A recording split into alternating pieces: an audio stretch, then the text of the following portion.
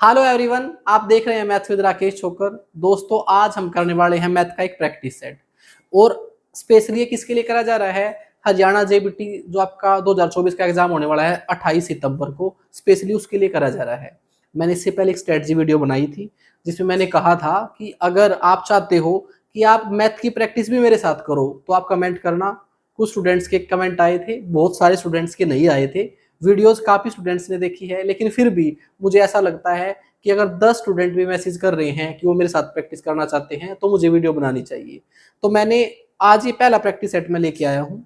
इस practice set का ये बिल्कुल भी मोटिव नहीं है कि मैं आपसे बहुत टफ क्वेश्चन कराऊं, और ना ही मेरा मोटिव ये है कि मैं बहुत ईजी क्वेश्चन लेके आपका मोराल बूस्ट करूं। मेरी कोशिश ये रहेगी कि एग्जाम के आसपास जिस प्रकार का क्वेश्चन आपका हो सकता है मैं ऐसे क्वेश्चन लेके आऊं। मैं आपके 20 क्वेश्चन लेके आया हूँ। मैथ का जो आपका टोटल मार्क्स हैं वो 20 मार्क्स ही हैं, लेकिन उसमें कुछ पेडागोजी के भी आएंगे, लेकिन यहाँ पर ये स्पेशली मैथ के लिए ही मैं क्वेश्चन ले रहा हूँ।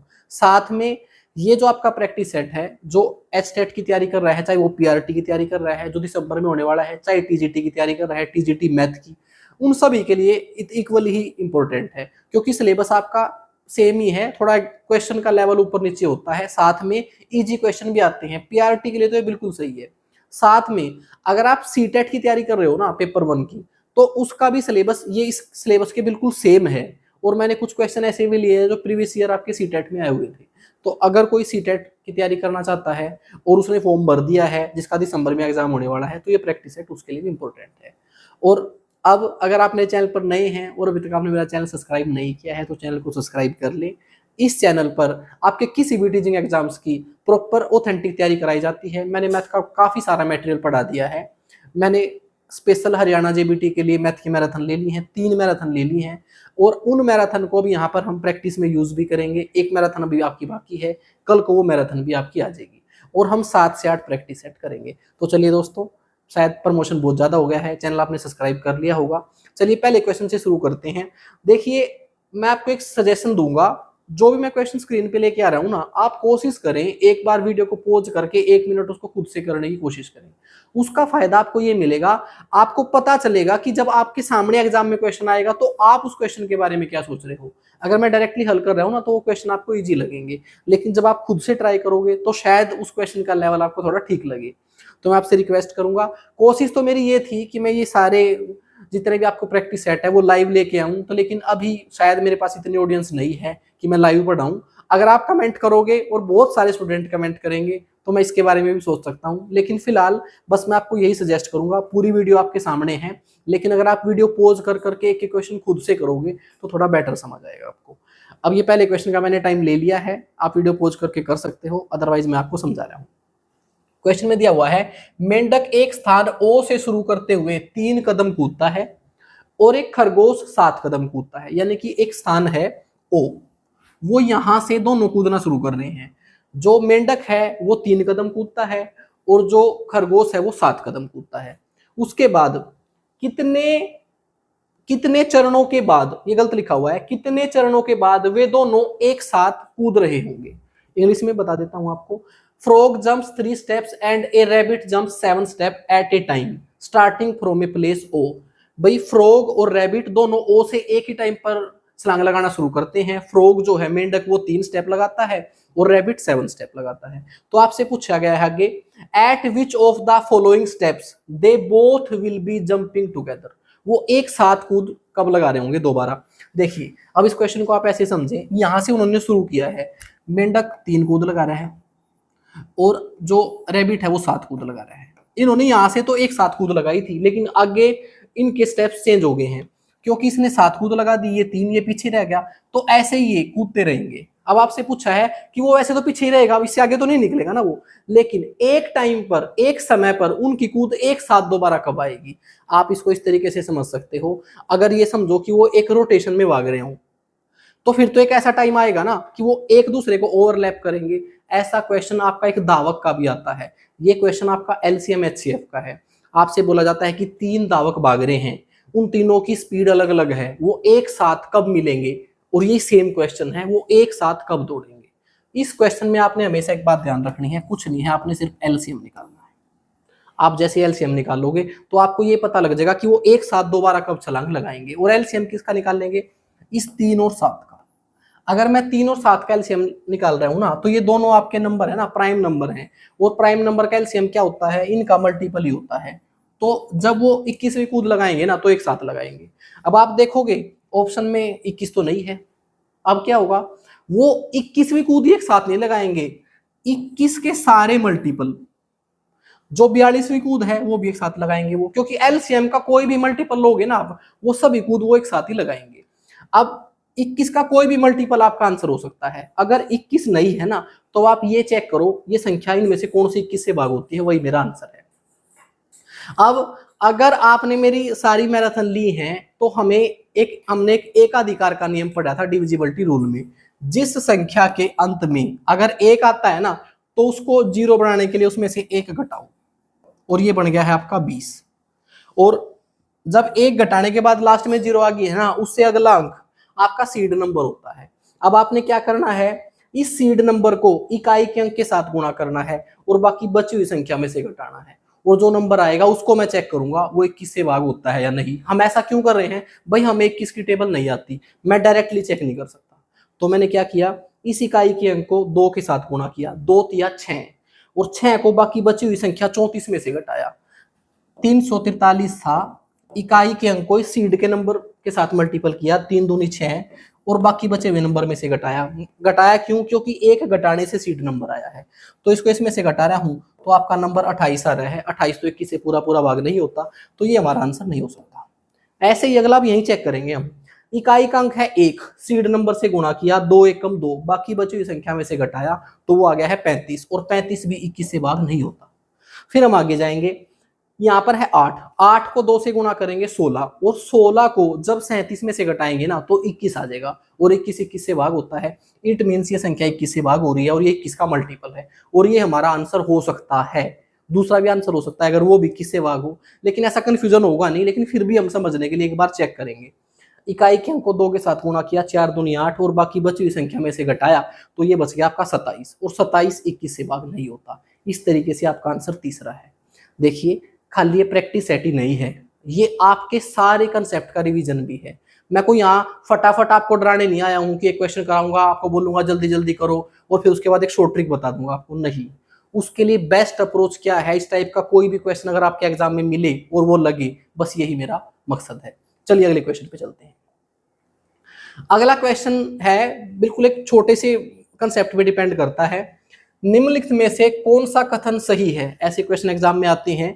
क्वेश्चन में दिया गया है, एक एक अभाज्य संख्या है, एक एक भाज्य संख्या है, एक अभाज्य और भाज्य संख्या दोनों है, एक ना तो अभाज्य है और ना ही भाज्य है। और ऐसे ही सेम आपका इंग्लिश में भी स्टेटमेंट लिखी हुई है, अगर कोई इंग्लिश का स्टूडेंट है। अब यहाँ पर 2 शब्द आपके बार बार आए हैं, एक अभाज्य और एक भाज्य। इन दोनों की डेफिनेशन हमने अपनी पहली मैराथन में समझी थी। अभाज्य संख्या जिसको हम प्राइम नंबर बोलते हैं, प्राइम नंबर की डेफिनेशन मैंने ये बताई थी, वो नंबर जिनके एग्जैक्ट 2 फैक्टर होते हैं, वो सभी आपके प्राइम नंबर होते हैं। फैक्टर क्या होते हैं, जो दी गई संख्या को पूरा पूरा भाग करें, वो उसके फैक्टर होते हैं। एग्जाम्पल के लिए मैंने 6 के फैक्टर लिखने हैं, तो जो 6 को पूरा पूरा भाग करेंगे वो 6 के फैक्टर हैं, जैसे कि 1, 2, 3 और 6, ये सब इसके फैक्टर हैं। अगर इसके फैक्टर 2 होते तो ये आपका प्राइम नंबर हो जाता। अब ऐसा कोई नंबर है, सोच लीजिए आप, जैसे कि मैंने एक नंबर ले लिया 3। 3 को कौन कौन सी संख्या भाग करती है, 3 को एक तो 1 भाग करता है और एक 3, तो ये आपका एक प्राइम नंबर है। इट मीन्स प्राइम नंबर होने के लिए आपके 2 फैक्टर होने चाहिए। अब 1 के फैक्टर लिखो, 1 का तो एक ही फैक्टर है, बस 1 को 1 ही भाग कर रहा है और कोई नंबर भाग ही नहीं कर रहा। इट मीन्स ये अभाज्य संख्या तो नहीं हो सकती, ये तो ऑप्शन हमारा कट गया। अब इसमें भी लिखा हुआ है कि एक अभाज्य और भाज्य दोनों है, नहीं है भाई। अब बात आई कंपोजिट, जिसको हम बोलते हैं भाज्य संख्या। अब ये क्या होता है, जिसके फैक्टर 2 से ज्यादा हो, जिसके फैक्टर 2 से ज्यादा हो। अब क्या इसके फैक्टर 2 से ज्यादा हैं, नहीं, इसका फैक्टर तो 1 है, इसका मतलब ये भाज्य भी नहीं है। कहने का मतलब ना तो ये भाज्य वाली कैटेगरी में सेट हो रहा, ना ही अभाज्य। इट मीन्स ना तो ये आपका प्राइम नंबर है और ना ही कंपोजिट है, नीदर प्राइम नॉर कंपोजिट। ये आपका आंसर है। चलिए आगे चलते हैं। अगला क्वेश्चन है the length of the longest road that can be placed in a room of dimension 10 m plus multiple 10 m multiple 5 m। मैंने आपको मेंस्ट्रुएशन पढ़ाया था पूरी डिटेल से, उसमें 2D और 3D आकृति बताई थी। अगर डायमेंशन गुणा में 3 बार लिखी हो, 3 अलग अलग डायमेंशन लिखी हो, तो पहली आपकी लंबाई होती है, दूसरी आपकी चौड़ाई होती है और तीसरी आपकी ऊंचाई होती है। और जैसे ही आपकी 3 डायमेंशन आ जाती है तो यह आकृति आपकी 3D है। तो सबसे पहले तो आप बताओ यह आकृति है कौन सी है। देखिए, अगर आपको कहीं पर गुणा में सिर्फ 2 ही वैल्यू लिख कर दी जाए, लंबाई गुणा चौड़ाई, तो वो हमेशा 2D आकृति होती है। और ये रेक्टेंगल के बारे में बताया जाता है इस तरीके से कि ये लंबाई गुणा चौड़ाई इस तरीके से लिखे। अगर इसमें मैं ऊंचाई भी गुणा में कर दूं तो आपका वो, अगर ऊंचाई का मतलब ये है आपने आयत को हाइट दे दी, आयत आपकी रेक्टेंगल है जिसको आप जमीन पर बनाते हो, या फिर वो सब आकृति जिनको आप प्लेन पेपर पे बनाते हो 2D, अगर किसी को भी आप हाइट दे दोगे ना तो वो आपकी 3D आकृति बन जाएगी और उसको हम बोलते हैं क्यूबॉइड, और उसको हिंदी में बोलते हैं हम घनाभ। तो ये आकृति है आपकी घनाभ। ठीक है, अब घनाभाकार एक रूम है, एक कमरा है, उसके अंदर सबसे बड़ी रोड कैसी रखी जा सकती है?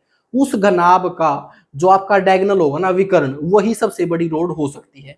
आयत में भी यही होता है। अगर एक आपसे पूछ लिया जाए कि आयताकार खेत की सबसे लंबी लेंथ कौन सी होगी, तो उसका डायगोनल ही होगा। तो यहां पर भी आपका क्यूबॉइड का जो आपका डायगोनल होता है, विकर्ण है, वही आंसर होने वाला है। लेकिन इसका क्यूबॉइड का आपका विकर्ण डायगोनल निकलता कैसे है? वो निकलता है आपका अंडर रूट एल स्क्वायर, यानी कि लंबाई का वर्ग, plus b square plus h square. जो तीनों डायमेंशन है ना आपकी, उनका स्क्वायर करके जोड़ दो तो आपका डायगोनल आ जाएगा। अब लेंथ थी आपकी 10, 10 का स्क्वायर किया 100, ब्रेड्थ भी 10 थी तो 10 का स्क्वायर किया 100, और हाइट थी 5, 5 का स्क्वायर किया 25। ये हो गया आपका 225। 225 एक परफेक्ट स्क्वायर नंबर है, एटलीस्ट आपको 20 तक के परफेक्ट स्क्वायर नंबर याद होने चाहिए। 225 15 का परफेक्ट स्क्वायर है तो वर्गमूल से 15 बार आएगा और इसका डायगोनल हो जाएगा 15 मीटर और आपका आंसर आ जाएगा ये। अब मैं वो आपको बार बार बोल नहीं रहा हूं कि आप इस वीडियो को पॉज करके देखो, क्वेश्चन को खुद से लगाओ, वो आप खुद से करते रहोगे। अब अगले क्वेश्चन में हम गए, किसी धनराशि पर 2 वर्ष के लिए 10% वार्षिक दर से साधारण ब्याज और चक्रवृद्धि वार्षिक ब्याज नियोजित को का अंतर 65 रुपए है, तो वह धन राशि क्या है? ब्रीफ में बताऊं तो ये बताया गया है कि 2 वर्ष का 10% वार्षिक दर से चक्रवृद्धि ब्याज और साधारण ब्याज का अंतर 65 रुपए है, तो वह धनराशि क्या है, यानी कि मूलधन क्या है, आपसे ये पूछा है। ये फ्रीक्वेंटली एग्जाम में पूछा गया क्वेश्चन है। देखिए, वैसे मैंने जो आपकी मनी रिलेटेड की पॉइंट था ना, उसकी अभी तक मैराथन मैंने ली नहीं है, वो मैराथन कल आएगी जिसमें हम परसेंटेज, प्रॉफिट लॉस, CISI ये सारे टॉपिक पढ़ेंगे एक ही क्लास में। लेकिन मैंने एक सफलता बैच बना रखा है जिसमें मैंने पूरा अर्थमेटिक मैथ पढ़ा रखा था, वो शायद अगर आपने देख लिया है तो ये क्वेश्चन मैंने वहां पर कराया था, जहां पर चक्रवृद्धि ब्याज और साधारण ब्याज का अंतर आपसे पूछा जाए तो वहां पर हमने लगाना है ट्री मेथड। ये ट्री मेथड क्या है? ये ट्री मेथड हम कंपाउंड इंटरेस्ट में सीखेंगे। दूसरा, ये जो आपका डिफरेंस है ना, ये या तो 2 वर्ष का पूछा जा सकता है या 3 वर्ष का पूछा जा सकता है। अब यहां पर जो आपका एग्जाम का लेवल है वो 5th क्लास तक का ही है, तो 99% चांस है कि 2 वर्ष का ही डिफरेंस दिया जाएगा आपको, और यही आपसे पूछा गया है। इसके लिए डायरेक्टली एक फार्मूला भी है। अगर आपको चक्रवृद्धि ब्याज साधारण ब्याज का 2 वर्ष का अंतर दे दिया जाता है तो उसका फार्मूला होता है चक्रवृद्धि ब्याज माइनस साधारण ब्याज बराबर होता है मूलधन ब्रैकेट में R/100 और इसकी पावर 2। आप ये फार्मूला लगा के डायरेक्टली क्वेश्चन को हल कर सकते हो। चलिए पहले इस फार्मूले से इसको हल करते हैं। इसका मतलब है चक्रवृद्धि ब्याज साधारण ब्याज का अंतर जो 65 दे रखे हैं आपको, P तो हमने निकालना ही है भाई। R है आपका 10% वार्षिक, यहां पर मैं 10 रखूंगा तो 10 की 0 इससे कट जाएगी, तो ये आ गया 1/10। 1/10 की पावर 2 करूंगा तो ये हो जाएगा 100, और ये 100 इधर आके गुणा हो गया, तो आपका मूलधन जो है ना वो 6500 आ गया। तो इस फार्मूले से पहले तो हम 2 वर्ष के चक्रवृद्धि ब्याज और साधारण ब्याज को इस तरीके से निकाल सकते हैं। दूसरा, अगर आप चाहते हो कि सर मुझे फार्मूला एग्जाम में याद ना रहे तो क्या करूं, तो हम ट्री मेथड से बेसिकली अच्छे तरीके से निकाल सकते हैं। अब मैं वो बता देता हूं। एक बार भाई, ये 3 साल वाला डिफरेंस रह गया है, इसको 1 मिनट बाद डिस्कस करेंगे। पहले मैं आपको ट्री मेथड बता देता हूँ। ट्री मेथड क्या है, देखिए, एक 2 साल के लिए मैं ट्री बना रहा हूँ, एक 3 साल के लिए। 2 साल के लिए जो आपका ट्री बनेगा ना, वो इस तरीके से बनेगा। यहाँ पर मूलधन 2 वर्ष, तो ये 2 इस तरीके से एरो लगाऊंगा, ये ए ये बी। इसको डिटेल से भाई वहीं पढ़ेंगे, बस यहाँ थोड़ा सा आपको थोड़ा सा आइडिया दे रहा हूँ। ये क्या है, ये है आपका पहले मूलधन। जो मूलधन पर ब्याज लगता है ना, उसको हम बोलते हैं साधारण ब्याज। ये ए जो है ना आपका, ये साधारण ब्याज है। जो मूलधन पर ब्याज लगता है वो साधारण ब्याज होता है, और साधारण ब्याज प्रत्येक वर्ष का बराबर होता है। अगर आप 1 वर्ष का निकाल लो ना, तो आप कितने वर्ष का भी उसके साथ गुणा करके निकाल सकते हो। उसको हम बोलते हैं सिंपल इंटरेस्ट। उसके बाद कंपाउंड इंटरेस्ट, जो ब्याज के ऊपर भी ब्याज लगता है। मूलधन के ऊपर तो लगता ही है, साथ में ब्याज के ऊपर भी ब्याज लगता है। ये इस तरीके से लगता है कि पहले साल का तो साधारण ब्याज और चक्रवृद्धि ब्याज बराबर होता है। ऐसा क्यों है? ऐसा इसलिए है, पहले साल के लिए हमारे पास कोई साधारण ब्याज ही नहीं है जिसके ऊपर मैं ब्याज लगाऊं। तो पहले वर्ष का आपसे अगर साधारण ब्याज पूछा जाए और चक्रवृद्धि ब्याज पूछा जाए तो सेम ही रहता है। जैसे ही मैं दूसरे वर्ष पे गया, साधारण ब्याज तो वही रहने वाला है जो पहले था, क्योंकि हर वर्ष का बराबर होता है। लेकिन चक्रवृद्धि ब्याज में क्या होगा, जो इससे पहले पिछले साल का साधारण ब्याज था ना, उसके ऊपर भी ब्याज लग जाएगा, और उसको मैंने डिनोट कर दिया है बी से। अब अगर इसमें मैं साधारण ब्याज पूछूं आपसे, तो वो ये है आपका साधारण ब्याज। अगर मैं आपसे पूछूं चक्रवृद्धि ब्याज, तो ये टोटल आपका चक्रवृद्धि ब्याज है। ये टोटल है आपका चक्रवृद्धि ब्याज। अगर मैं आपसे पूछूं चक्रवृद्धि ब्याज और साधारण ब्याज का अंतर, तो वो ये अंतर है। पूरे क्वेश्चन का R&D कर दिया हमने। अब हमने क्या करना है, अब आपने सोचना है कि वैल्यू है क्या है मेरे पास। मेरे पास वैल्यू है 10%। अब ट्री मेथड में हम क्या करते हैं, सिर्फ दर को पकड़ते हैं। आपके पास दर 10% है, इसकी फ्रैक्शन बना लेंगे, वो आ जाएगी आपकी 1/10। अब ये हम पूरी मैथन में समझेंगे एक बात, जब हम परसेंटेज की फ्रैक्शन बनाते हैं ना, तो इसमें नीचे वाला मूल भाग होता है और ऊपर वाला प्रतिशत परिणाम होता है। इट मींस अगर 10% ब्याज की दर है ना, तो इसका मतलब ये है मूलधन 10 है और उसके ऊपर ब्याज लगता है 1 रुपया। बस ये आप अपने माइंड में रख लें। जितने वर्ष है ना, इसके बेस की उतनी ही पावर कर दो। ये 10 है और वर्ष मेरे 2 थे, तो 10 की पावर 2 कर दिया, तो मैंने मूलधन मान लिया यहाँ पर 100 रुपए। आप कुछ भी मान सकते थे, मूलधन मैंने 100 इसलिए माना ताकि यहां पर कहीं फ्रैक्शन क्रिएट ना हो। अब मैं क्या करूंगा, साधारण ब्याज होता है चक्रवृद्धि ब्याज के ऊपर ब्याज लगे, और चक्रवृद्धि ब्याज जो आपका ब्याज की दर है वो है 10%।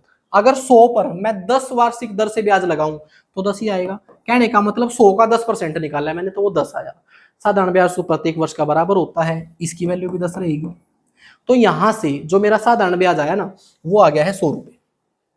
अगर मेरे से चक्रवृद्धि ब्याज पूछा जाए, तो चक्रवृद्धि ब्याज, देखिए, ये साधारण ब्याज तो मैंने निकाल दिया दोनों वर्षों का, लेकिन इस वर्ष के ऊपर ये बी ब्याज और लगेगा।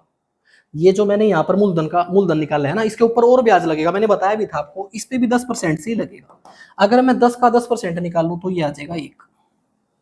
तो मैंने सभी की वैल्यू निकाल दी। पी को 100 मान्या, ए 10 आ गया, बी 1 आ गया। अब मैं क्या करूंगा, इसकी वैल्यू दे रखी है आपको, इसकी वैल्यू दे रखी है आपको 65। 1 की वैल्यू अगर 65 है, तो 10 की वैल्यू कितनी होगी, 10 की वैल्यू हो जाएगी आपकी 650। अगर इसी क्वेश्चन में आपसे साधारण ब्याज पूछ लिया जाता, तो 650 होता। एक वर्ष का 650, दूसरे वर्ष का भी 650। और ये ऊपर क्या होगा, इसकी वैल्यू क्या होगी, इसको भी मैं 65 से गुणा कर दूंगा, तो ये मूलधन आ गया आपका 65। हो सकता है ये तरीका आपको थोड़ा सा बड़ा लगा हो, समझ ना आया हो, लेकिन मैंने ये मेथड आपको डिस्कस जरूर करना था। हो सकता है आप मैराथन देखो ही ना, आप सिर्फ इस प्रैक्टिस सेट को ही देख रहे हो, तो एटलीस्ट आपको एक आइडिया लग जाए। चलिए आगे चलते हैं। अगला क्वेश्चन है आपका ज्योमेट्री से। ज्योमेट्री की एक डेडिकेटेड पूरी मैराथन ली थी 4 घंटे की, बल्कि 5 घंटे की। उसको अगर आप देखोगे तो आपको पूरी ज्योमेट्री समझ आएगी। अब ये उसमें से आपका एक इन सेंटर का क्वेश्चन लिया है मैंने। In triangle P Q R, एक ट्राइंगल है आपकी P Q R, P Q R. इस ट्राइंगल में आई जो है वो इन सेंटर है। हिंदी में इसको अंतः केंद्र बोलते हैं। अंतः केंद्र होता क्या है, कैसे आता है? अंतः केंद्र आता है जब मैं इसके जो तीनों वर्टेक्स पे ये एंगल बने हुए हैं ना, अगर मैं इन एंगल का बाइसेक्ट कर दूं, समद्विभाज कर दूं, आधा कर दूं, और वो आधा जहां पर मिलेगा ना, ये इस बिंदु को हम बोलते हैं इन सेंटर। आपको समझ आ गया इन सेंटर कहां से आया है? इन सेंटर आया है इन तीनों कोणों का अगर मैं आधा कर दूं और उनको मिलाऊं, तो उस बिंदु को हम बोलते हैं अंतः केंद्र। एक बात सीखने वाली है, यहां पर ये जो कोण बनेगा ना, ये कोण, ये सामने वाले कोण को एक रिलेशन के साथ बनाता है, उसको हम बोलते हैं कि इसको मैंने आई रख लिया, कोण क्यू आई आर, कोण क्यू आई आर हमेशा बराबर होगा, जो इसके शीर्ष पे ऊपर कोण बना हुआ है ना, उसको 90 में जोड़ के उसका आधा करके 90 में जोड़ दो, ये, क्योंकि ये इन सेंटर है, अंतः केंद्र है, इसके ऊपर जो कोण बनेगा ना वो हमेशा बराबर होगा ऊपर वाले कोण का आधा करके, अगर मैं 90 में जोड़ दूं। अब अगर मैं क्वेश्चन को देखूं तो क्वेश्चन में बोला गया है कि पी क्यू आर एक ट्राइंगल है, इसमें आई इन सेंटर है, और साथ में बताया गया है if angle Q I R, angle Q I R ये बीच वाला एंगल 107 डिग्री है, तो आपसे पूछा है then what is the measure of an angle P, हमने पी एंगल निकालना है, बस वो तो यहीं से निकल जाएगा, क्यू आई आर मेरा 107 डिग्री है, 90 से कैसे, प्लस में पी बाई 2, ये 90 इधर आया, इसमें से घट गया तो ये आ गया 17, 17 बराबर है एंगल पी बाई 2, और ये धरा की गुणा हो गया, 17 दूनी 34 डिग्री एंगल आ गया आपका पी, और ये आपका आंसर है। चलिए आगे चलते हैं। अगला क्वेश्चन है आपका प्रॉफिट एंड लॉस का है। क्वेश्चन में दिया हुआ है किसी वस्तु को अगर 524 रुपए में बेचने पर प्राप्त लाभ उस वस्तु को 552 रुपए में बेचने पर हुई हानि के समान है।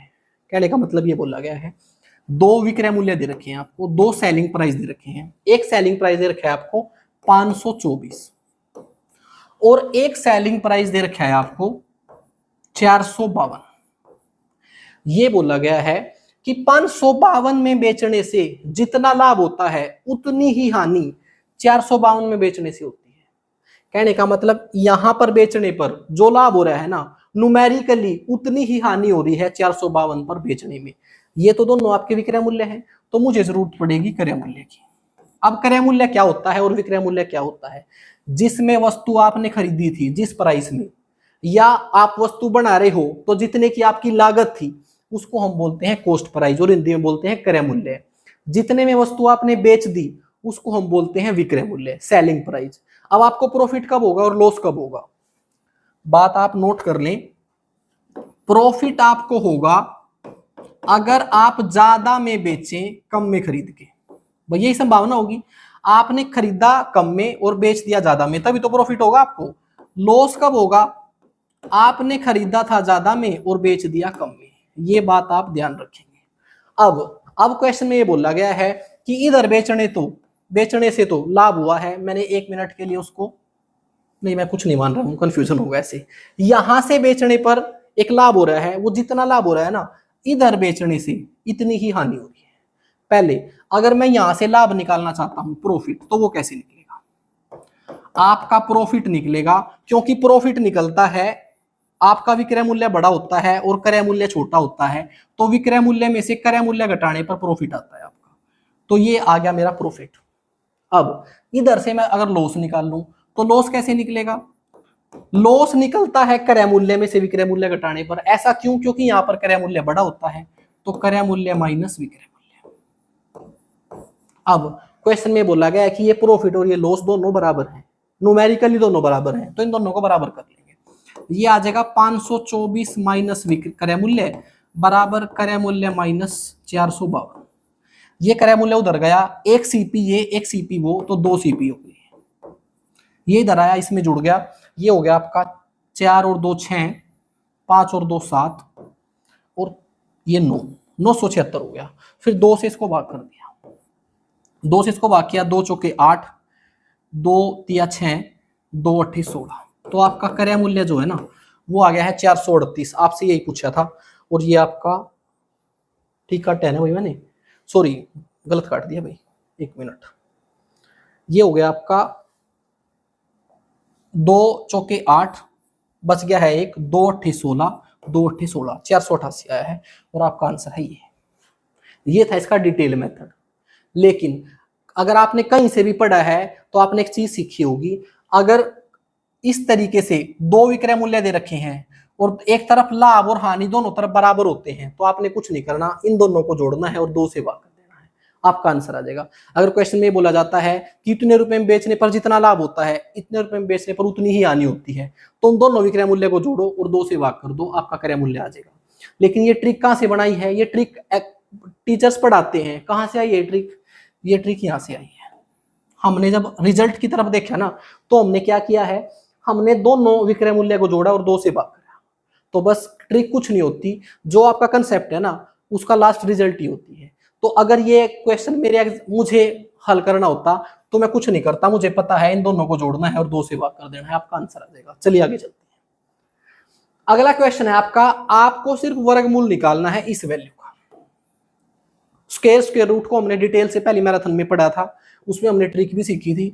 अगर आपको इस संख्या का वर्गमूल निकालना है तो आप 2 चीजें समझे। सबसे पहले तो आपके सामने कोई भी संख्या आती है जिसका आपने वर्गमूल निकालना है, सबसे पहले आप ये पता करो इसका वर्गमूल करने के बाद जो संख्या आएगी ना, उसमें कितने अंक होंगे। और उसका तरीका होता है, आप इसके 2 2 के जोड़े बना लो, 1 2 3, और ये भी आपका एक पूरा जोड़ा है, आप 0 लगा के समझ सकते हो। इस तरीके से जितने आपके पेयर बने हैं ना, अंक आपके उतने ही आएंगे।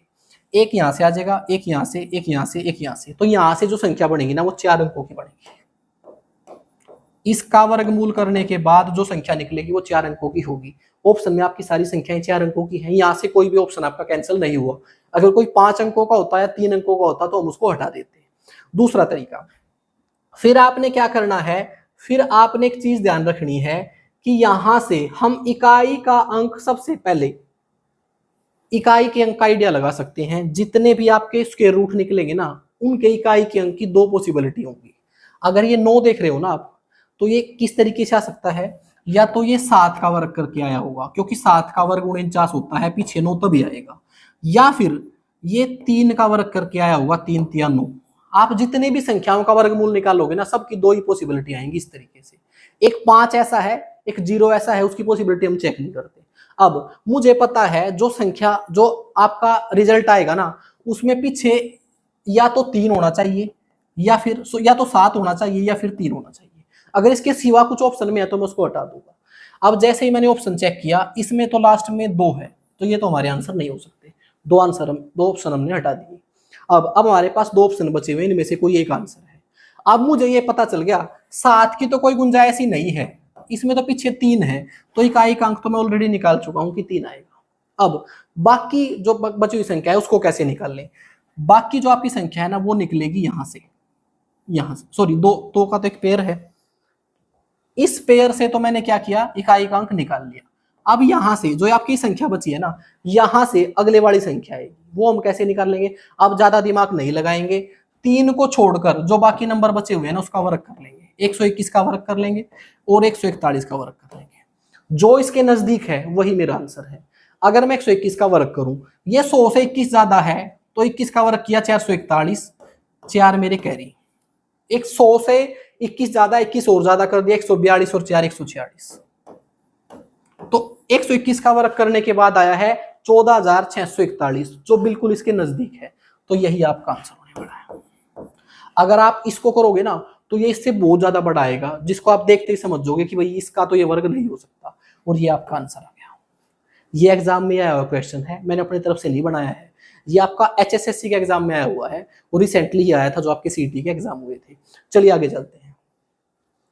अगला क्वेश्चन है, इसका आपको क्यूब रूट निकालना है। क्यूब रूट निकालना थोड़ा ज्यादा आसान है।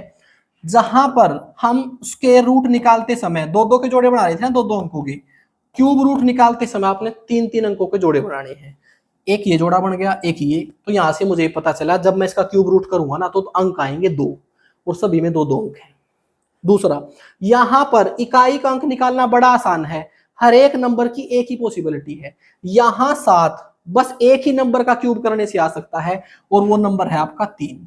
जब आप 3 का क्यूब करोगे ना, वही 27 आता है, तभी पीछे 7 आ सकता है जब हम 3 का क्यूब करेंगे। इसका मतलब यहां से मैंने इकाई का अंक निकाल लिया, और वो आ गया है 3। जिस ऑप्शन में 3 है वही आंसर हो सकता है। अब मैंने चेक किया, इनके लास्ट में तो 7 है, ये दोनों ऑप्शन तो नहीं हो सकते। अब ये 2 ऑप्शन में से एक आंसर है। अब हम यहां फंस गए। अब हम क्या करेंगे, अब हम ये देखेंगे ये अगले वाली संख्या किसके वर्ग के पास है, 8 के वर्ग के पास है या फिर 6 के वर्ग, सॉरी क्यूब की बात कर रहा हूं मैं, 8 के क्यूब के पास है या 6 के क्यूब के पास है। तो यहां पर आपको 6 और 8 का दोनों का क्यूब पता होना चाहिए। 6 का क्यूब तो है 216 और 8 का क्यूब है 512। अब आप खुद ही देख लीजिए किसके नजदीक है। ये 8 के क्यूब के पास है, तो आपका आंसर आ गया है 83। आपको समझ आया होगा। ये डिटेल से देखना है तो आपने फिर मैराथन देखनी पड़ेगी। चलिए आगे चलते हैं। ये एग्जाम में फ्रीक्वेंटली पूछा गया क्वेश्चन है। आप एचटेट टीजीटी मैथ के पिछले 5 साल के पेपर देखो, आप एचटेट पीआरटी के पिछले 5 साल के पेपर देखो। मैंने पिछले 5 साल के पेपर पढ़ा दिए हैं कंप्लीटली। आप एचटेट की चाहे टीजीटी मैथ की तैयारी कर रहे हो, चाहे पीआरटी की तैयारी कर रहे हो, आप पिछले 5 साल के प्रीवियस ईयर मेरे साथ सॉल्यूशन देख सकते हो। प्लेलिस्ट सेक्शन में जाओगे आपको अलग से मिल जाएंगे, वो मैंने सारे सोल्व किए हैं। तो मैं आपको बता सकता हूं कि ये क्वेश्चन एग्जाम में फ्रीक्वेंटली आया है और अब भी आने के इसके चांसेस हैं। क्वेश्चन में दिया हुआ है the in radius of an equilateral triangle is 6 centimetre. एक इक्विलेटरल ट्रायंगल है, समबाहु त्रिभुज है। समबाहु त्रिभुज कौन सी होती है? जिसकी सारी भुजाएं बराबर होती है। उसकी एक इन रेडियस दी हुई है। इन रेडियस क्या होती है?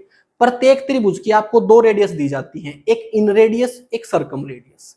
इन रेडियस का मतलब उस त्रिभुज के अगर अंदर वृत्त खींचा जाए जो उसकी त्रिज्या होगी उसको हम बोलेंगे इन रेडियस, और जो उस त्रिभुज के बाहर की तरफ वृत्त खींचा जाए उसको हम बोलेंगे, उस वृत्त की त्रिज्या का बोलेंगे सर्कम रेडियस।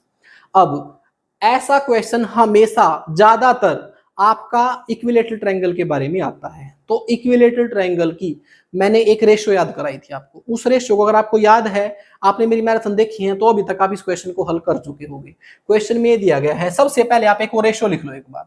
अगर आपकी ट्रायंगल इक्विलेटरल है, समबाहु है, तो उसकी सारी भुजाएं बराबर होती है। ठीक है। अब इक्विलेटरल ट्रायंगल की साइड, उसकी हाइट या मीडियन दोनों सेम ही होती है, या फिर उसकी सर्कम रेडियस। बड़ा आर का मतलब है, सर्कम रेडियस का मतलब जो आपका बाहर वृत्त खींचा जाएगा उसकी त्रिज्या। एक आपकी इन रेडियस, उसको छोटे आर से डिनोट कर रहा हूं। और इसका अगर एरिया निकालना है तो फार्मूला होता है √3/4 ये सारी चीजें मैंने आपको ऑलरेडी बता रखी हैं। अब ये रेशो क्या है? साइड अगर आपकी ए है तो ये होगी √3/2a। आपकी सर्कम रेडियस होगी a/√3 और आपकी इन रेडियस होगी a/2√3। और ये रेशियो आपने याद रखना है। इसमें से कोई एक वैल्यू दे रखी होगी, दूसरी आपसे पूछ रखी होगी। अब आगे पढ़ते हैं। आपको बता दिया कि the in radius of equilateral triangle is 6 centimetre. आपकी त्रिभुज की जो अंत्य त्रिज्या है ना वो है 6 सेंटीमीटर। जो अंदर वृत्त बनता है उसकी त्रिज्या दे रखी है। आपसे पूछा है कि then find the height and the area of the triangle. दोनों चीजें निकालनी है, आपने हाइट भी निकालनी है और एरिया भी निकालना है। सबसे पहले भाई सारी चीजें हम तभी निकाल सकते हैं जब हमारे पास ए की वैल्यू हो, लेकिन ए की वैल्यू तो नहीं है।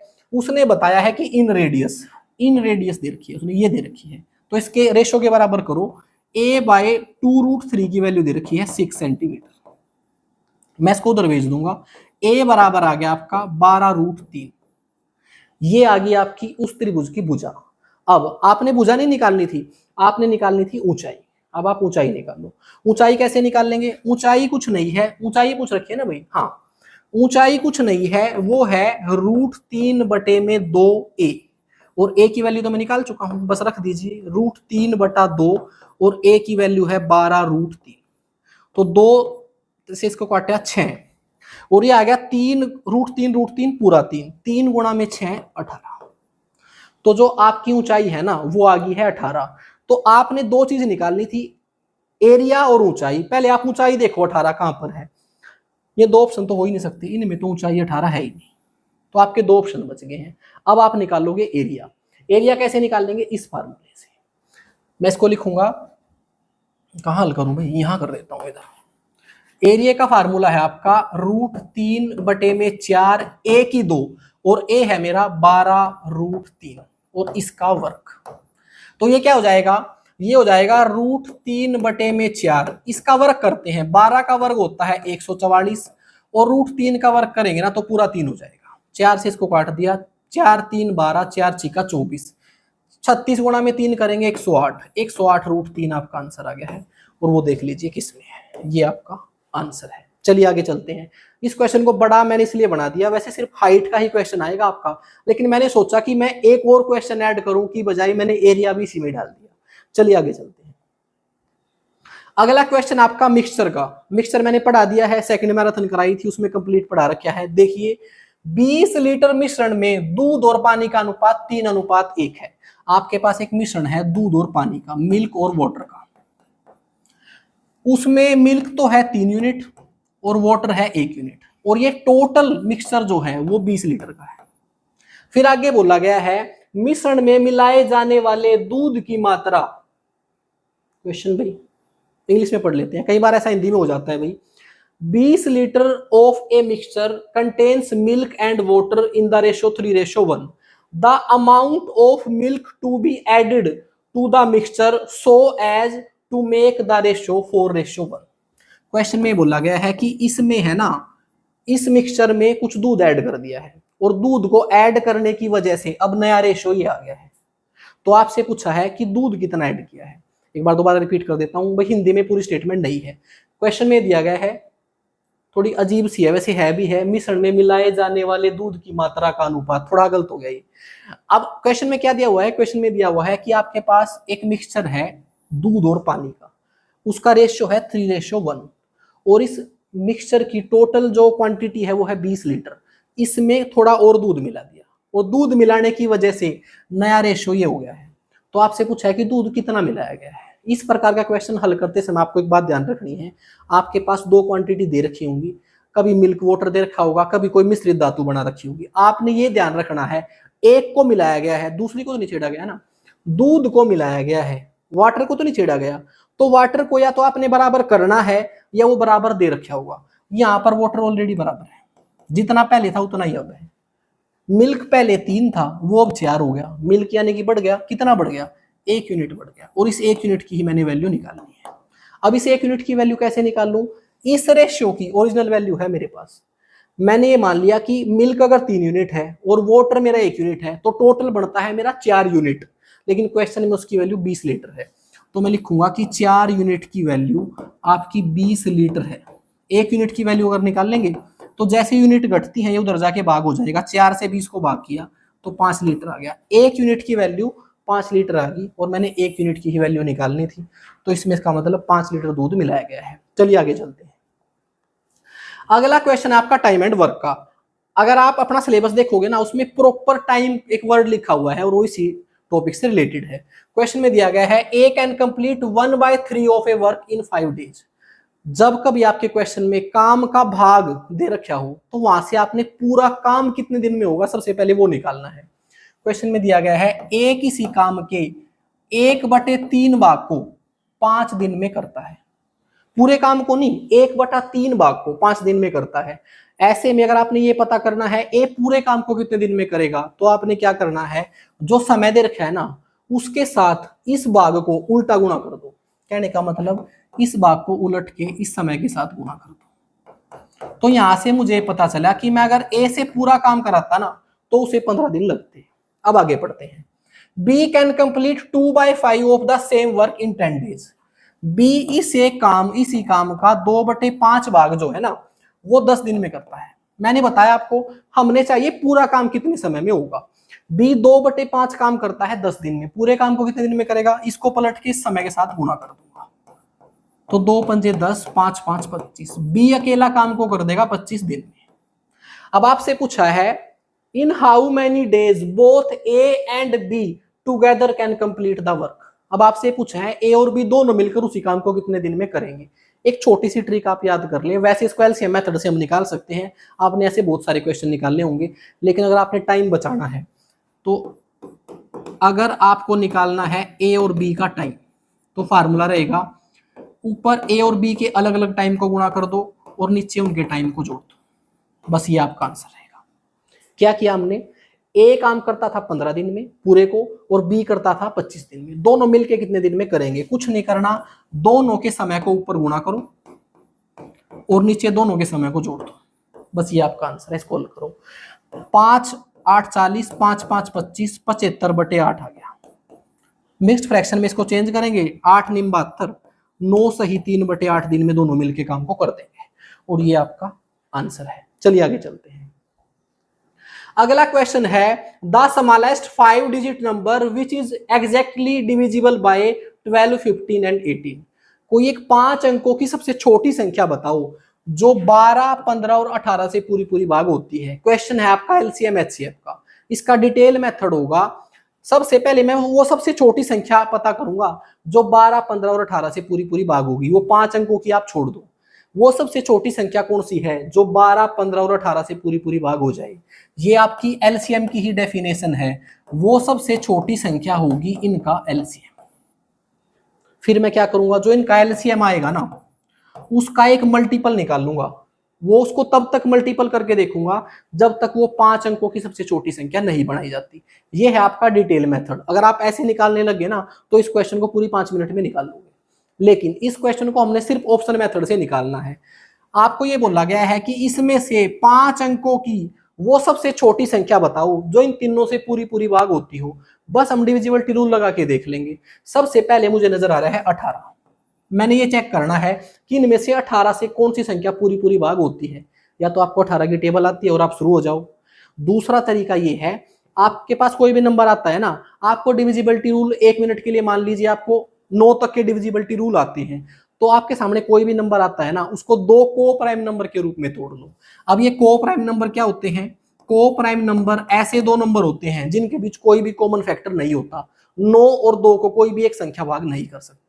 अब अगर मुझे चेक करना है ना कि 18 से इनमें से कौन सी संख्या भाग हो रही है, तो मैं 9 से और 2 से चेक कर लूंगा। जो संख्या 9 और 2 से दोनों से भाग होगी ना वो संख्या 18 से भी भाग हो जाएगी।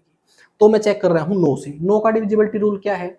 जिस संख्या के अंकों का योग 9 से भाग हो जाएगा ना वो संख्या भी 9 से भाग हो जाएगी। अब मैं इसके अंकों का योग कर रहा हूं, 5 और 1 6 और 1 7। इसके अंकों का योग 7 हो रहा है, ये तो 9 से भाग नहीं हो रही। जब ये 9 से ही नहीं हो रही तो 18 से भी नहीं होगी।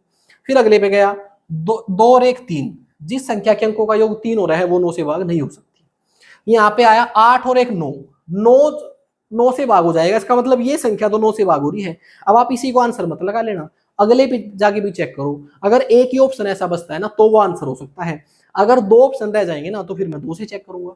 अगर 2 से भी दोनों हो जाएंगे तो मैं फिर 5 से चेक करूंगा। आपको ऐसे एक ऑप्शन निकालना है, बाकी 3 ऑप्शन हटाने हैं। अब मैं इसको चेक कर रहा हूँ, ये 9 से भाग हो रहा है, नहीं। 1 और 1 2, ये भी 9 से भाग नहीं हो रहा। जब 3 ऑप्शन हमारे हट गए ना फिर मैं इसको आंसर बोल सकता हूँ। चलिए अगले क्वेश्चन पे चलते हैं। अगला क्वेश्चन है आपका, the greatest 4 digit and the smallest 5 digit numbers formed by the digit. आपके 4 डिजिट हैं, 4 0 3 और 7। इनसे आपने 4 अंकों की बड़ी से बड़ी संख्या बनानी है और 4 अंकों की छोटी से छोटी संख्या बनानी है। सबसे पहले आप ये बताइए, ग्रेटेस्ट नंबर अगर मैंने बनाना है तो कैसे बनेगा? बड़े से बड़ा डिजिट हम आगे रखेंगे और फिर उसको डिसेंडिंग ऑर्डर में लिख देंगे। तो सबसे बड़ा नंबर है इसमें 7, फिर उससे छोटा है 4, फिर उससे छोटा है 3 और उससे छोटा है 0। तो इससे संख्या बन गई है 7430। तो सबसे बड़ी संख्या रहेगी ये। ऑप्शन में चेक कीजिए पहले, 7430 आपको कहाँ नजर आ रहा है? इसमें तो नजर नहीं आ रहा भाई, ये छोड़ दो पहले। इसमें भी नजर नहीं आ रहा, ये भी छोड़ दो। 7430 यहाँ नजर आ रहा है और इसमें भी नजर नहीं आ रहा। तो ये आपका आंसर है। वैसे तो सिर्फ ऐसे ही आंसर लग गया, मैं ऑप्शन से इसलिए बता रहा हूँ, वहां पर ज्यादा माथापच्ची नहीं करनी है। मैथ के क्वेश्चन बहुत जल्दी ऑप्शन से हल हो जाते हैं। जिस तरीके से मैं आपको हल करा रहा हूँ ना एग्जाम में, ऐसे हल करने हैं। दूसरा, अगर आपको स्मॉलेस्ट वैल्यू निकालनी है तो स्मॉलेस्ट वैल्यू कैसे निकलेंगे? सबसे छोटा नंबर लिखेंगे और उसको असेंडिंग ऑर्डर में बढ़ते क्रम में लिखते चलेंगे। लेकिन यहाँ एक छोटा सा हैक है, अगर आप 0 स्टार्टिंग में लिख दो ना और उसके बाद इन नंबर को लिखो इस तरीके से, तो अब ये 4 अंकों की नहीं रही, अभी 3 अंकों की हो गई है, क्योंकि 0 को तो हम काउंट नहीं करेंगे। ऐसे में इसका सही ढंग रहेगा, मैं इस 3 को आगे ले आऊं और इस 0 को पीछे ले जाऊं ताकि ये 4 अंकों की बन जाए। ये लीजिए, और ये भी इसमें सबसे छोटी संख्या भी यही दी हुई है। अगर आपको सेशन अच्छा लग रहा है तो सेशन को लाइक कर दें और कमेंट करें ताकि मुझे पता चले कि आपको सेशन अच्छा लग रहा है, तभी मैं अगला लेके आऊं। साथ में आप जितने लोग वीडियो को देखते हो ना उतने सब्सक्राइब नहीं करते। भाई देखिए, आपको सब्सक्राइब करने में कुछ नहीं जा रहा है, बस जस्ट वो एक टीचर के लिए मोटिवेशन होता है कि बच्चे उसको देख रहे हैं। चलिए आगे चलते हैं।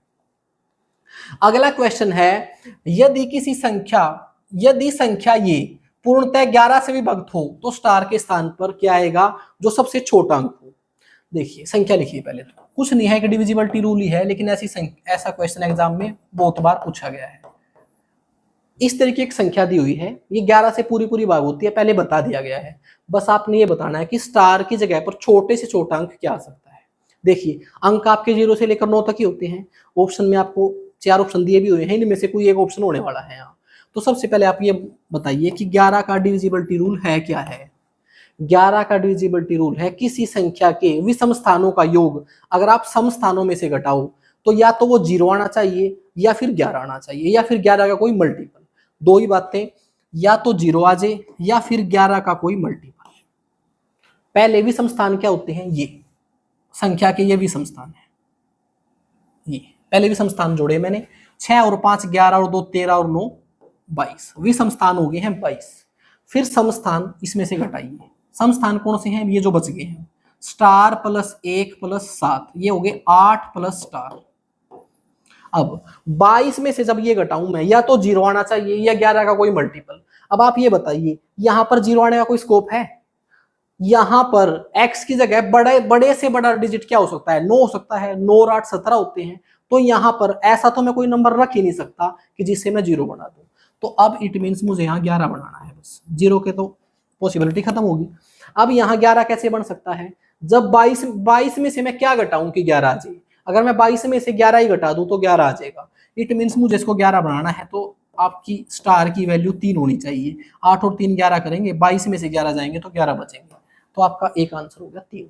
चलिए आगे चलते हैं। अगला ये है आपका रिमाइंडर मेथड से। इस मेथड को पूरी डिटेल से बताया था, उसका छोटा सा क्लू आपको यहां मिलेगा। एक संख्या को 5 से भाग देने पर 3 शेष आता है। कोई संख्या है n, अगर मैं उसको 5 से भाग करता हूं ना तो रिमाइंडर आता है मेरा 3। फिर आगे बोला गया है इस संख्या के वर्ग को, यानी कि इस संख्या के वर्ग को अगर मैं 5 से भाग करूं तो क्या शेष आएगा। अगर मैं इस संख्या का वर्ग कर दूं और फिर 5 से भाग करूं तो क्या शेष आएगा। एक बात आप हमेशा ध्यान रखें, अगर आपका डिवाइजर सेम है, भाजक आपका सेम है, पहले भी 5 से भाग करा जा रहा था, अभी भी 5 से भाग करा जा रहा है, जो एप्लीकेशन आपने संख्या के साथ की है ना वही एप्लीकेशन आप रिमाइंडर के साथ करो। भाई n को भाग करके 3 शेष आ रहा है, अगर आप n का वर्ग कर रहे हो तो रिमाइंडर का भी वर्ग हो जाएगा। अगर मैं n का 2 गुना कर दूं तो रिमाइंडर का भी 2 गुना कर दें, बस इतना ही होगा। अगर ये बोला गया है ना n को भाग करके 3 शेष आ रहा है, अगर मैंने n का वर्ग 5 से भाग करना है ना तो रिमाइंडर सिर्फ 3 का वर्ग ही आएगा और वो आ गया है 9। तो रिमाइंडर आपका 9 आना चाहिए। लेकिन एक बात और ध्यान रखनी है, जब यहाँ रिमाइंडर है ना 5 से बड़ा आ जाए तो आपने क्या करना पड़ेगा, दोबारा फिर इसको भाग करना पड़ेगा। अब ऐसा क्यों है, ऐसा इसलिए है, अगर आपने भाग विधि ध्यान से पढ़ी है ना तो हमेशा एक कंडीशन होती है कि जो डिवाइजर होता है ना वो हमेशा रिमाइंडर से बड़ा होता है, भाजक जो होता है वो हमेशा रिमाइंडर से बड़ा होता है। ऐसा क्यों, ऐसा इसलिए होता है, अगर मैं आपको ये बोलूं कि 5 से 4 को भाग कर दो तो क्या आप भाग कर दोगे, नहीं होगा। क्यों, क्योंकि 4 ऑलरेडी छोटा है, ऐसे में यही शेष हो जाएगा। लेकिन अगर मैं यहां पर 5 लिख दूं तो क्या होगा, तो एक पे टेबल जल जाएगी। तो कहने का मतलब अगर रिमाइंडर 5 से बड़ा आ गया है तो वो संभव नहीं है। अगर 5 से किसी संख्या को भाग कर रहे हो ना तो रिमाइंडर क्या आ सकता है, 1 2 3 4। अगर रिमाइंडर 5 आएगा तो दोबारा फिर टेबल चल जाएगी। तो इट मींस अगर यहां पर रिमाइंडर इस वाली वैल्यू से बड़ा आ जाता है तो दोबारा इससे भाग कर दो, 5 से इसको भाग करेंगे तो अब शेष आ जाएगा आपका 4 और यही आपका आंसर है। इस क्वेश्चन में आपसे ऐसे ही पूछ सकता था वो कि एक संख्या को मैंने 5 से भाग किया और 3 शेष आए, अगर मैं इस संख्या को 2 गुना कर दूं तो क्या शेष आएगा। अगर मैं इसको 2 गुना कर दूं, अब इसको 5 से भाग करूं तो क्या शेष आएगा। मैं कुछ नहीं करूंगा, रिमाइंडर का भी 2 गुना कर दूंगा, रिमाइंडर ये आना चाहिए। लेकिन फिर मैं देखूंगा वो 5 से ज्यादा तो नहीं हो गया। अगर 5 से ज्यादा हो गया है तो इसको दोबारा भाग कर दूंगा 5 से, तो रिमाइंडर आपका 1 आता। और ये क्वेश्चन भी आपका फ्रीक्वेंटली एग्जाम में आया है। चलिए आगे चलते हैं। अगला क्वेश्चन है फाइंड द सम ऑफ, एक सीरीज दे रखी है आपके इवन नंबर्स की, इसका आपने सम निकालना है। देखिए ये है आपका नेचुरल नंबर्स का स्क्वायर का सम। नेचुरल नंबर के स्क्वायर का सम का फार्मूला है आपका n into n plus 1 2n plus 1 और डिवाइड बाय 6। इस तरीके से आपकी प्राकृत संख्याओं के वर्गों का योग निकलता है। लेकिन इसके लिए कंडीशन है वो संख्याएं 1 से शुरू होनी चाहिए। वो इस तरीके से होनी चाहिए, 1 का वर्ग 2 का वर्ग 3 का वर्ग, इस तरीके से। जब वो लगातार होंगे ना 1 से शुरू होकर तब आप निकाल सकते हो। लेकिन ये तो बीच में इसमें से ओड नंबर छोड़ रखे हैं, तो इसको कैसे हल करें हम। इसको हम इस तरीके से हल कर सकते हैं, अगर मैं इसमें से 2 की पावर 2 कॉमन ले लूं तो क्या होगा, इसमें से अगर मैं 2 की पावर 2 कॉमन ले लूँ ना, तो इस कॉमन लेने का मतलब ये है इससे अब इस पूरी सीरीज को भाग करना है। अगर मैं इसको भाग करूंगा तो 1 आ जाएगा, अगर मैं इसको भाग करूंगा तो 2 की पावर 2 बच जाएगा, अगर मैं इसको भाग करूंगा तो 3 की पावर 2 बच जाएगा, और इस तरीके से लास्ट वाला बच जाएगा 10 की पावर 2। अब जैसे ही मैंने 2 की पावर 2 कॉमन ली ना, तो अंदर नेचुरल नंबर्स का आपका सम बढ़ गया है, और वो 1 से ही शुरू हो रहा है और 10 तक जा रहा है। अब हम ये फार्मूला लगा सकते हैं। अब आपने नेचुरल नंबर्स के स्क्वायर्स का सम निकालना है, वो 1 से ही शुरू हो रहा है। तो फिर हमारे यहाँ n क्या होता है, ये जितनी संख्याएं होती हैं, और ये संख्याएं हैं 10, तो n का मान हो गया आपका 10। 10 + 1 11, 10 दूनी 20 और 1 21 बटे में 6। इसको हल करेंगे, मुझे याद हो गया है 385। 3 से काट दिया, 3 दूनी 6, 3 7 21, 2 से काट दिया 5, इनको गुणा करेंगे 385 आ जाएगा। तो इसकी वैल्यू आ गई है 385, और बाहर था गुणा में 2 दूनी 4, 2 की पावर होता है मेरा 4। बस इनको गुणा कर लीजिए, 4 पंजे 20, 2, 4 अट्ठे 32 और 2 34, 4 3 12 और 3 15, तो 1540 आपका आंसर आ गया है। ये एग्जाम में आया हुआ क्वेश्चन है। चलिए आगे चलते हैं। अगला क्वेश्चन है आपका 1.5x = 0.04y। ये आपको एक इक्वेशन दे रखी है। ऐसे में आप यहां से x और y की दोनों की वैल्यू निकाल सकते हो। x की तो वैल्यू है ये, और y की वैल्यू है ये। आप इसको फ्रैक्शन में लिखोगे तभी भी यही आएगा। तो मैंने x और y की वैल्यू पता कर ली। x की वैल्यू है 0.04 और y की वैल्यू है 1.5। मैंने अपनी तरफ से 0 लगा लिया। अब आपसे पूछा है कि एक तो y - x डिवाइड में y + x, इसकी वैल्यू निकाल लो। अब मेरे पास x और y की दोनों की वैल्यू है, पहले इनको आपस में घटाना है, तो इनको घटाओ। अगर मैं इसको घटा रहा हूं तो ये बच रहा है आपका, यहां से तो बच गया 46, और ये 1 एज इट इज। ये तो इनको आपस में घटाने से आ गया। अगर मैं इनको जोड़ता हूं तो वो आ जाएगा 1.54। बस इसको हल कर लीजिए। डेसिमल से डेसिमल कट गया, 2 से कट रहा है ये, 2 सत्ते 14, 2 तिये 6, 2 सत्ते 14, 2 सत्ते 14। ये आपका आंसर आ गया है। कुछ नहीं किया, यहां से एक्स वाई की वैल्यू निकाली और यहां पुट कर दी। चलिए आगे चलते हैं। ये भी क्वेश्चन एग्जाम में बहुत बार पूछा गया है। एक विद्यार्थी को किसी संख्या को 3 से भाग करने के लिए कहा गया था, परंतु उसने इस संख्या को 3 से गुणा करके 29.7 उत्तर प्राप्त किया। सही उत्तर बताओ क्या है। ऐसे में वो संख्या जो माननी है ना आपने, वो इन दोनों की गुणा करके मान ली। मैंने वो संख्या 9 मान ली है। अब आपको होगा कि सर 9 ही क्यों मानना है? वो इसलिए मानना है, 9 को मैं चाहे 3 से गुणा करूं चाहे 3 से भाग करूं, कोई फ्रैक्शन नहीं बनेगी, इसलिए मैंने इसको संख्या को 9 मान लिया है। आप 18 मान लो तो भी हल हो जाएगा, क्योंकि 18 भी चाहे मैं 3 से भाग करूं चाहे 3 से गुणा करूं, कोई भी डेसिमल वाली वैल्यू नहीं बनेगी। अब वो संख्या है 9, जिसको विद्यार्थी से बोला गया था कि वो संख्या 9 है जिसको 3 से भाग करने के लिए बोला गया था। इस संख्या को 3 से भाग करने के लिए बोला गया था, तो मेरा रिजल्ट क्या आता? अगर मैं 9 को 3 से भाग करता हूं तो मेरा सही रिजल्ट आना चाहिए था 3, लेकिन उसने क्या किया? उसने 3 से गुणा कर दिया और रिजल्ट दे दिया 27। अब आप ये बताइए, इसमें से ये तो जो मैंने किया है ना, ये तो मेरी अजम्पशन है खुद की। उसने संख्या 9 थोड़ी ना बताई थी, वो तो मैंने अपनी सहूलियत के लिए मान ली। अब इसमें से ओरिजिनल वैल्यू देखो आपको क्या दे रखी है। जो ये गलत उत्तर हमने 27 निकाला है ना, उसने तो गलत उत्तर 29.7 निकाला था। तो मैं इसका कंपेरिजन उसके साथ कर लूंगा। मैं बोलूंगा कि मेरी 27 यूनिट जो है ना, वो क्वेश्चन के 29.7 के बराबर है। मैं 1 यूनिट की वैल्यू निकाल लूंगा यहाँ, इसको इससे भाग कर देंगे, 27 एकम 27, 27 एकम 27, वो आ गया है 1.1। 1 यूनिट की वैल्यू जब आपकी निकल जाती है ना, तो यहाँ पर आप जो रखोगे ना उसी का आंसर आ जाएगा। आपने क्या निकालना था? आपने निकालना था सही उत्तर, और सही उत्तर है 3 यूनिट, तो 3 यूनिट की वैल्यू निकाल दो। 3 से इसको गुणा किया, 3.3 आ गया, और यही आपका आंसर है। चलिए आगे चलते हैं। अगला क्वेश्चन है, a number becomes double if it is increased by 8, what is the number? अब ऐसे क्वेश्चन में भी बच्चे कंफ्यूज हो जाते हैं। भाई टीचर सारे ही टोटल आपके चैप्टर पढ़ा दें तो भी एग्जामिनर ऐसा क्वेश्चन बना सकता है, और ये क्वेश्चन कुछ है ही नहीं है। ये सिर्फ वो आपका दिमाग का लेवल चेक कर रहा है। और बच्चे क्या बोलते हैं कि सर जब हम प्रैक्टिस सेट लगाते हैं ना, तो कुछ क्वेश्चन अटपटे होते हैं और वो हमसे सोल्व नहीं होते। ये वही एक क्वेश्चन है, बस आप इसको एक बार ढंग से पढ़ लो, पेन तो उठाने की जरूरत ही नहीं है। क्वेश्चन में बोला गया है कि किसी संख्या में जब हमने 8 जोड़ दिया ना, तो वो डबल होगी है। यदि एक संख्या को 8 से बढ़ा दिया जाए तो वो संख्या 2 गुनी हो जाती है। अब ऐसा कब पॉसिबल है? ऐसा तभी पॉसिबल है जब वो संख्या 8 ही रही होगी। अगर मैं 8 में 8 बढ़ाऊंगा तभी तो वो 2 गुना होगी। कहने का मतलब कोई भी नंबर डबल तभी होगा अपना अगर उसमें जितना जोड़ा था वो नंबर उतना ही था। ये एक सोचने वाली बात है ये। अब इसमें अगर आप ऐसे ही कंफ्यूज हो जाओ और कुछ मानने लग जाओ, ये एक बेसिक नॉलेज है कि किसी संख्या में 8 जोड़ दिया और वो डबल होगी है, ऐसा तभी पॉसिबल था जब वो पहले 8 थी। 8 में 8 जोड़ा वो अपना 2 गुना होगी। बहुत ही इजी क्वेश्चन है ये। अगर आप इसको ऐसे ना समझ पाते जैसे मैंने बताया था तो हम कैसे करते इसको, तो आप इक्वेशन से भी कर सकते थे इसको। मैं ये मान लेता कि कोई संख्या है x, अगर मैंने उसमें 8 बढ़ा दिया तो वो अपना 2 गुना होगी। ये लीजिए, अब इसको हल कर लो। ये x उधर चला गया, 8 बराबर आ गया है x। ये लीजिए, ये x उधर उधर जाके घट जाएगा। लेकिन ऐसा कुछ करने की जरूरत नहीं थी। ये कुछ अटपटे क्वेश्चन होते हैं जिनको आप अपने माइंड से हल करोगे, ये कोई पढ़ाने वाली बात नहीं है। चलिए आगे चलते हैं।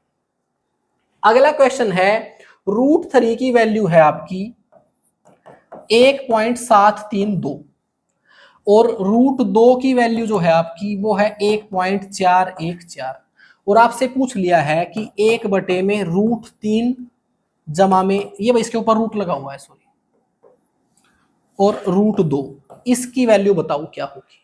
ऐसा क्वेश्चन एग्जाम में आ जाता है।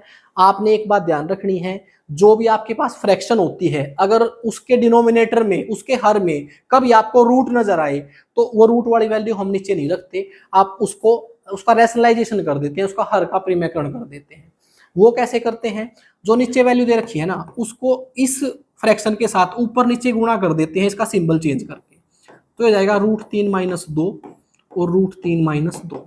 अब ऐसा क्यों किया, ऐसा इसलिए किया कि ऊपर तो आ जाएगा ये एक के साथ गुणा होके √3 - √2 और नीचे ये एक आपकी फॉर्म बन गई है जिसको हम बोलते हैं a + b × a - b, जो बराबर होता है a² - b² के।